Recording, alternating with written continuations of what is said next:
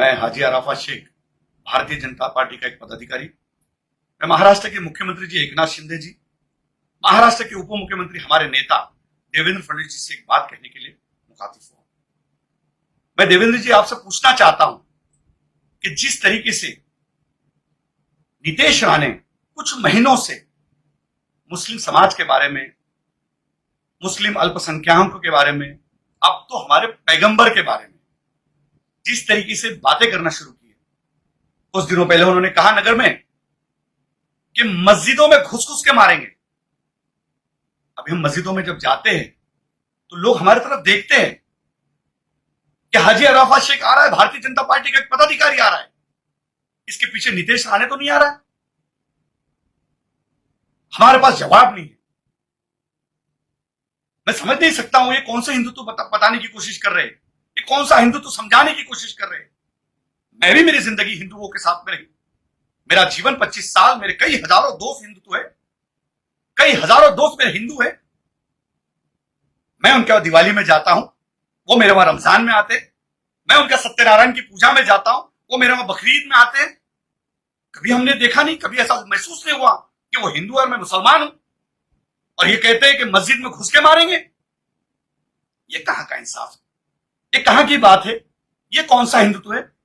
मुझे लगता है कि नीतीश राणे को हिंदुत्व समझाना पड़ेगा, हिंदुत्व बताना पड़ेगा, इसको श्री राम का हिंदुत्व समझाना पड़ेगा, बाबा साहब अंबेडकर का हिंदुत्व समझाना पड़ेगा, माननीय बाला साहब ठाकरे का हिंदुत्व समझाना पड़ेगा।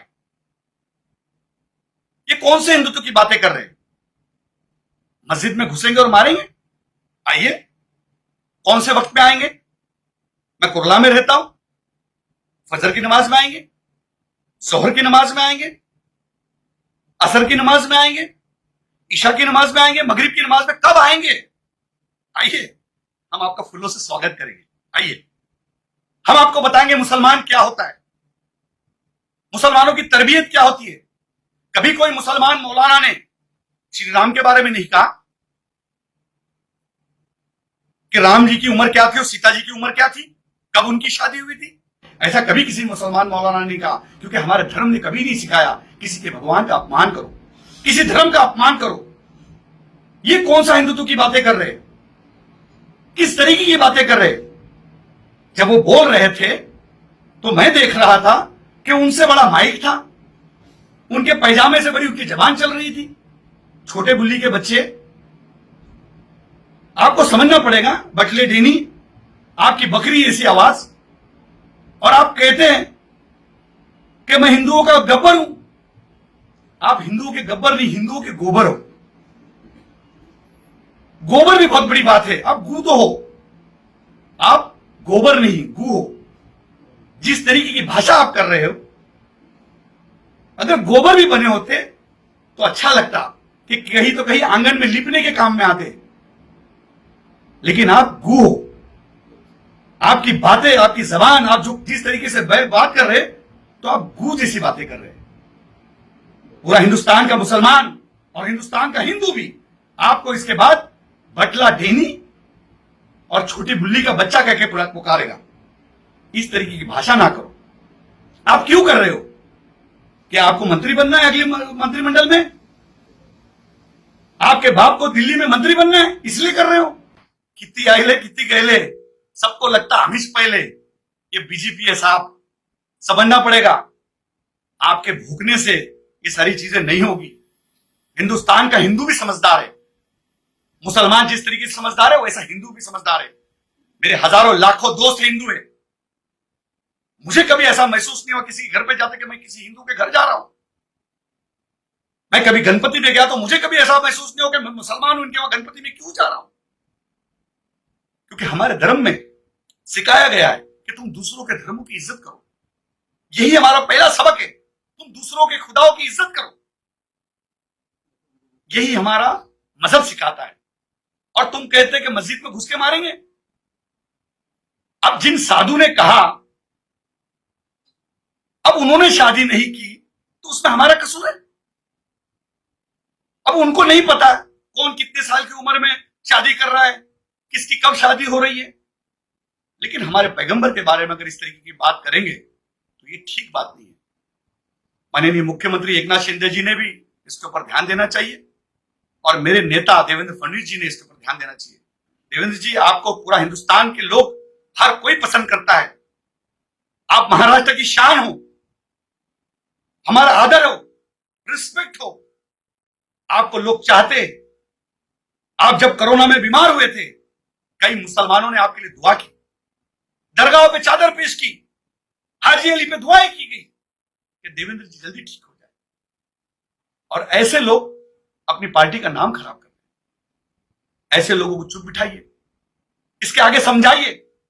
हम मस्जिदों में जा नहीं सक रहे कि लोग हमारी तरफ गलत तरीके से देख रहे कि देखो ये बीजेपी वाला आया, और इसके पीछे बीजेपी वाला कोई कहता है कि मस्जिदों में मारेंगे। हम मुसलमानों ने, पूरे हिंदुस्तान के अल्पसंख्यक समाज के मुसलमानों ने क्या करना चाहिए? ये क्या साबित करना चाह रहे? मैं नीतीश राणे से कहूंगा कि इस तरीके की भाषा ना करो। ऐसा ना हो कि और भी लोग इस तरीके की भाषा करना शुरू करें। आप जितने हैं उतने रहो। आप जब बात करते हो तो ऐसा लगता है कोई तीसरी चौथी का बच्चा बात कर रहा है। माइक से तो छोटे दिखते हो आप, आपसे बड़ा तो माइक दिखता है। इसलिए मैं कहता हूं आप छोटी बुल्ली के बच्चे हो और ज्यादा ना बोले, अच्छी बात नहीं है। ये मैं जितनी सारी बातें रखा हूं, एक मुंबई के एक तहजीब वाले अंदाज में रखा हूं। मैं जिस तरीके से हूं, जिस तरीके से मेरी भूमिका है, जिस तरीके से मेरे आंदोलन है, जिस तरीके से मेरा पॉलिटिकल करियर है, अगर मैं उस भाषा में आ गया तो आप कभी भी कोई स्टेज पे बोल नहीं पाओगे। मैं 30 लाख खाटिक समाज का अध्यक्ष हूं, ऑल इंडिया सूफी बोर्ड का अध्यक्ष हूं। हजारों पीर मेरे साथ में, लाखों मुसलमानों की दुआ है। अगर इस तरीके की भाषा करते रहेंगे तो बहुत सारी बातें हमको भी करना पड़ेगी। आपकी शुरुआत कहां से हुई, आपके पिताजी की शुरुआत कहां से हुई, ये सब बोलने मत लगाओ।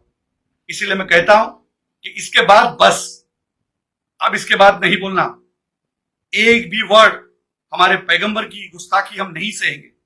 मैं इस पार्टी में रह के काम कर रहा हूं, हजारों लोगों को जोड़ रहा हूं, हजारों लोग मेरे साथ मुसलमान जुड़े हुए, और उनका जवाब मेरे पास अगर इस तरीके का होगा तो ये बात ठीक नहीं होगी। उसके बाद पैगंबर की शान में जरा भी गुस्ताखी नहीं चलेगी। ये मैं आपको सामने से बताने आया हूं। आप कहते हैं मैं गब्बर हूं, गब्बर हूं। आप गब्बर नहीं, गोबर हो, और गोबर ने गोबर जैसा रहना चाहिए। आप गू तो हो, पर गाय का गू बन जाओ भाई, कुत्ते का गू क्यों बन रहे हो और बदबू फैला रहे हो? ये सब ना करो। मैं एक पार्टी का एक पदाधिकारी नाते आपको समझाने की कोशिश कर रहा हूं। ऐसा ना हो कि और जबान निकले और कोई बातें तहजीब के बाहर चले जाए। इसलिए मैं आपको कह रहा हूं कि इसके बाद बस हो गया। आपने हमारे कौम के खिलाफ बहुत दिनों से बहुत सारी बातें की, हम नहीं चुप रहे, पर पैगंबर की गुस्ताखी हम नहीं सहेंगे। मैं माननीय मुख्यमंत्री जी से कहूंगा, माननीय देवेंद्र जी से कहूंगा, और मुंबई के अध्यक्ष मेरे दोस्त आशीष शेलार जी से कहूंगा कि आप इसे समझाइए, लगाम लगाइए। नहीं तो बहुत सारी चीजें लगाम लगाने हमें भी आती है। इतनी बात आपके सामने रखूंगा, बाकी की बात ब्रेक के बाद। जय हिंद, जय महाराष्ट्र, खुदा।